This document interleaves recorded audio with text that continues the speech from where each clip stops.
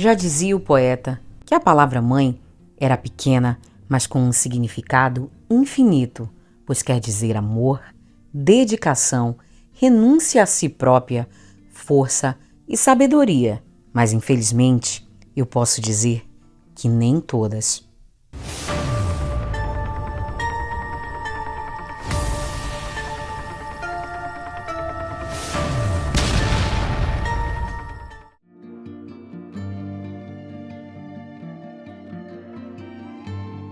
Olá, meus amores, tudo bem? Eu sou Mirla Prado e eu tô muito feliz por ter vocês aqui em mais um vídeo.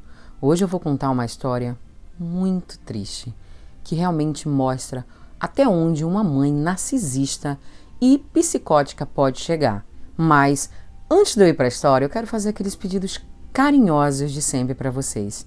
Se você ainda não for inscrito no canal, se inscreve. E se já for e não tiver ativado as notificações, ativa para você não perder nenhum caso sinistro a partir de agora. Se puder, deixa o like logo agora no começo do vídeo, vai? Isso me ajuda muito e depois provavelmente você vai esquecer. Pode ser? Agora, bora para a história. Michelle Blair nasceu em Detroit, nos Estados Unidos.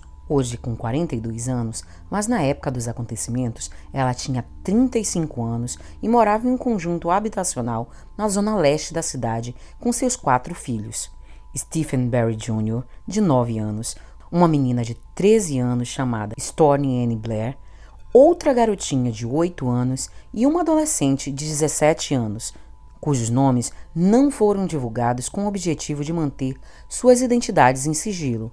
Michelle era uma mulher considerada antissocial, pois não conseguia manter um emprego por muito tempo, o que lhe causava transtornos financeiros e uma dependência financeira de sua família, já que os pais das crianças eram ausentes e não a ajudavam com nada.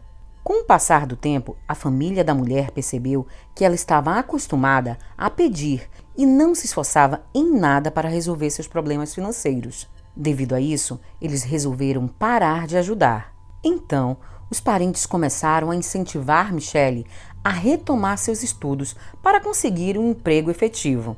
Mas ela desconsiderou totalmente os conselhos de sua família.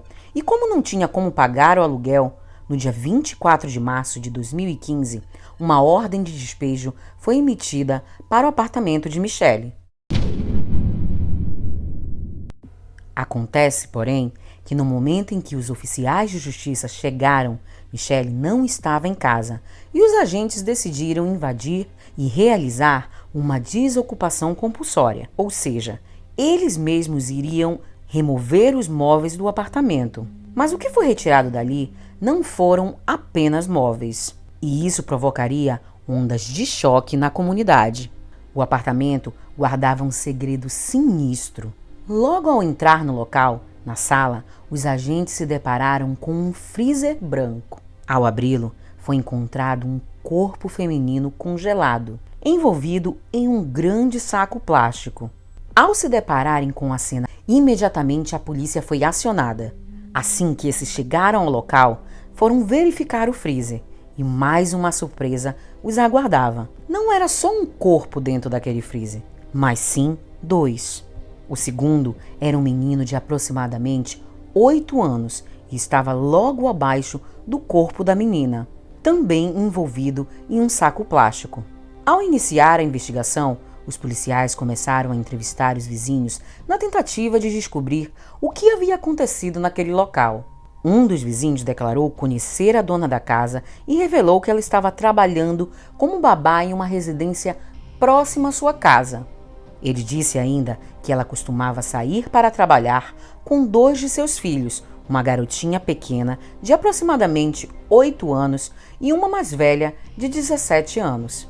Ao obterem o endereço da casa onde supostamente Michelle estava trabalhando, os policiais seguiram para lá e quando chegaram e constataram que de fato ela e suas filhas estavam no local.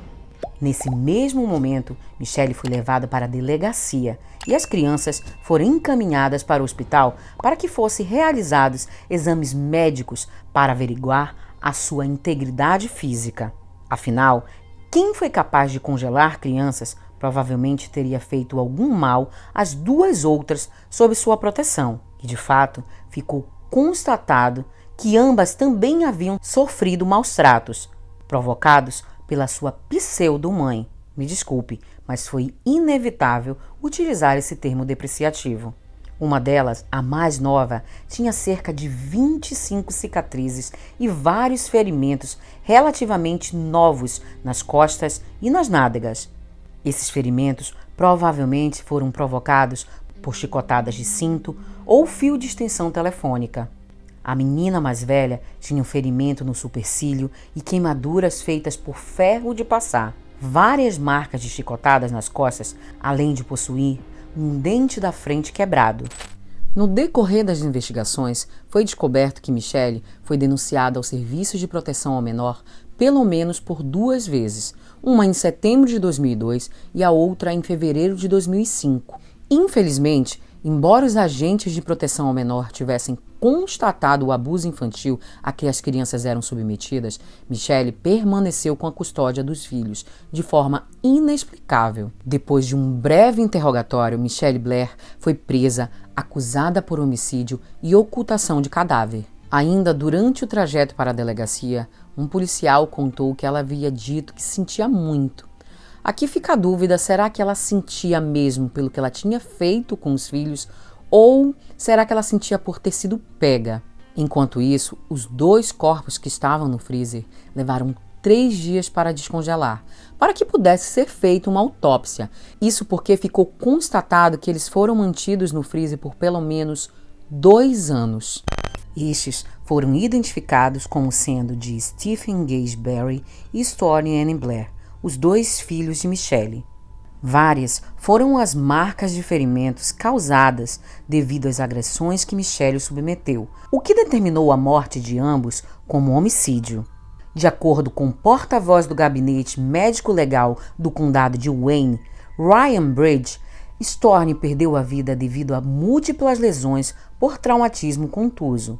Isso significa que ela sofreu lesões sem que houvesse perfurações na pele, como pancadas, por exemplo. Já Stephen perdeu a vida devido a múltiplos traumas contusos e lesões térmicas, ou seja, também agressão física. Além disso, o menino também foi submetido ao fogo. Depois da prisão, Michelle confessou os crimes e classificou os filhos mortos como demônios. Ela disse à juíza Dana Hathaway que tirou a vida de seus demônios depois de descobrir que eles estavam violando sua filha menor, uma alegação que nunca foi comprovada. Inclusive, o procurador do caso disse que não havia nenhuma evidência de agressão. E o pior vem a seguir. Segundo a própria mulher, ela teria voltado para casa um dia, em agosto de 2012, e encontrado sua filha mais nova, de 5 anos, simulando sexo entre suas bonecas. Foi então que ela lhe perguntou a razão pela qual ela estava fazendo aquilo. Ela teria respondido que o mesmo tinha sido feito com ela pelo seu irmão mais velho, Stephen, que na época tinha apenas 9 anos. Segundo Michelle, ao ser confrontado por ela, Stephen teria confessado e foi nesse momento que ela começou a agredi-lo, antes de colocar um saco de lixo na sua cabeça até ele perder a consciência. Em seguida, ela derramou água fervente em suas genitais. Depois, o obrigou a beber detergente utilizado para limpar vidros. E assim, se seguiu uma sequência de gravíssimos maus-tratos que duraram 2 semanas, até o óbito de Stephen, que ocorreu em 30 de agosto de 2012. Logo depois, Stephen foi colocado no freezer. Vocês devem estar imaginando que essa história acabou por aqui, certo? Infelizmente eu respondo que não, pois ainda falta sabermos o que aconteceu com Stormy. 9 meses após esse crime contra Stephen, Michelle teria descoberto que Stormy, então com 10 anos, também tinha violentado sua filha mais nova. É claro que ela teria confessado, segundo Michelle. Assim, começou uma nova sessão de maus-tratos gravíssimos. A mulher, enraivecida após várias sessões de maus-tratos, trancou a filha no quarto e providenciou para que ela perdesse a vida de sede e de fome. Stormy faleceu em maio de 2013. A pseudo-mãe chegou a dizer em seu depoimento que pretendia se entregar à polícia, mas sua filha mais nova lhe disse que não queria que ela fosse. Então, ela colocou o corpo de Storni em um saco plástico e enfiou no freezer em cima do corpo de Stephen. Desse dia em diante, Michelle permaneceu na casa, levando sua vida como se nada tivesse acontecido. Stephen e Storni ficaram no freezer por cerca de 3 anos sem que ninguém, absolutamente ninguém, os tivesse procurado. Nem mesmo seus pais, que, como já disse anteriormente, eram ausentes. A verdade é que as crianças nem ao menos frequentavam a escola. Segundo a menina sobrevivente de 17 anos, sua mãe havia tirado todos os filhos da escola 2 anos antes dos crimes. Michelle, ao retirar os filhos da escola, disse aos funcionários que ela mesma iria ensiná-los em casa. Aquela velha história de sempre, de filhos que são privados pelos pais do convívio em sociedade, com o pretexto de serem educados em casa. Segundo os vizinhos de Michelle, sempre que eles questionavam sobre o paradeiro das crianças, a mulher tinha uma desculpa. Jessica Porter, uma vizinha, inclusive declarou que ela era uma mãe muito amorosa e que ajudava os filhos nos estudos. De fato, no Michigan, os pais não têm obrigação de notificar o Departamento de Educação do Estado sobre seus planos de educação particular, embora seja recomendado que o façam, para evitar suspeitas quanto à evasão escolar e até mesmo para um caso como esse, onde crianças desaparecem sem que ninguém se dê conta, o que demonstra uma falha da lei nesse estado, pois não existe nenhum mecanismo que alerte os administradores ou profissionais de cuidados infantis quando os alunos são removidos do sistema escolar. Em entrevista a Kids Talk, uma organização de defesa da criança contratada para entrevistar menores em casos de abuso, a filha de 17 anos de Michelle Blair diz que sua pseudo-mãe a forçou a ajudá-la a colocar o corpo de Storni no freezer, acima do corpo do irmão, que já estava lá há quase 9 meses. Michelle Blair foi a julgamento em 8 de abril de 2015. Ela foi formalmente acusada, não apenas por duplo homicídio em primeiro grau, mas também por abuso infantil na presença de outras crianças. Para cada um dos crimes, ela merecidamente recebeu a pena de prisão perpétua. Ao ser questionada pela juíza do caso, Dana Hathaway, se essa era a forma que ela tinha de punir os filhos, ela simplesmente respondeu, abre aspas, definitivamente, eu não me arrependo de nada disso. Não sinto remorso pela morte desses demônios. As pessoas pensam que eu sou horrenda. E tudo bem. Fecha aspas. Ela ainda afirmou que não havia desculpa pelo que os filhos fizeram com sua filha mais nova e que ela voltaria a fazer o mesmo que fizera com eles caso algo do gênero voltasse a acontecer. Stephen Barry, pai de Stephen Jr., assim como Alexander Dorsey, pai da filha sobrevivente e de Storni, a falecida, logicamente perderam seus direitos parentais. Mas é claro que para mim isso foi até um alívio para eles, visto que eles não sentiram nem falta dos filhos durante 3 anos. Olhem só como esses pais realmente eram ótimos pais. Alexander Dorsey devia $39 mil de pensão alimentícia.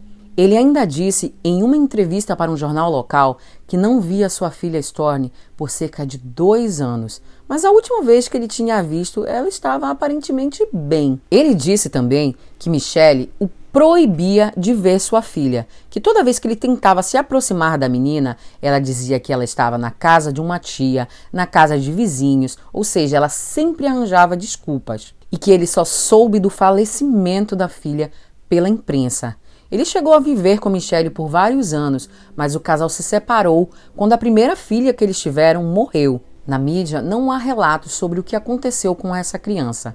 Não há registros também em qual momento eles se reaproximaram que levou Michelle a uma nova gravidez.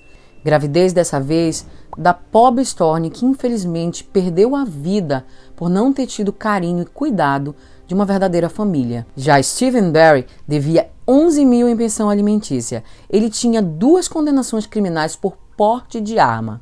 Esse, quando foi procurado pela imprensa para uma declaração sobre o que aconteceu com o filho, simplesmente desligou o telefone todas as vezes que foi tentado entrar em contato com ele. Ou seja, ele sequer não deu uma única palavra sobre seus sentimentos por perder um filho que também foi vítima de uma família cruel e omissa. No julgamento, Michelle Blair agiu como uma mãe enfurecida, cheia de ódio, e ficava gritando com seu ex-companheiro, Alexander Dorsey, acusando-o de não ter se preocupado com suas filhas e que ela fez o que tinha que ser feito, pois, segundo ela não poderia permitir que aquilo acontecesse com crianças, ainda mais sendo feito por seus próprios irmãos. Apesar de alegar que ninguém a ajudava, Michelle recebia uma ajuda do governo americano no valor de $771 mensais, o que equivale hoje a aproximadamente R$4.000. E esse valor ela continuou recebendo até o momento em que foi presa. As 2 filhas sobreviventes foram encaminhadas para adoção porque a justiça também havia negado a custódia delas para seus avós. Já condenada, Michelle Blair confessou que não tinha nenhum remorso e que voltaria a fazer tudo de novo. Ela ainda revelou que se tornou essa pessoa porque havia sido violentada durante sua infância. Segundo o sistema correcional, a mulher continua violenta mesmo dentro da prisão, se metendo em várias brigas com as detentas e também afrontando os guardas. Desde que foi presa, ela teria se envolvido em pelo menos 40 brigas na penitenciária. Felizmente, parece que as filhas sobreviventes estão dando a volta por cima. A mais velha voltou a estudar e tem planos para ingressar na faculdade. E a mais nova também voltou para a escola e tem mostrado bons resultados nos estudos. Michelle Blair está presa e cumprindo sua sentença no Centro Correcional do Michigan. Ela não terá direito a solicitar a liberdade condicional. E que assim seja. É isso, gente. Esse foi o caso sinistro de hoje. Eu torço para que essas crianças possam ter um futuro melhor do que o passado que elas tiveram e finalmente possam ser felizes. Se você ficou até aqui, aplaude nos comentários e me conta o que você achou desse terrível caso de hoje. É isso. Eu vejo vocês semana que vem com mais um caso sinistro.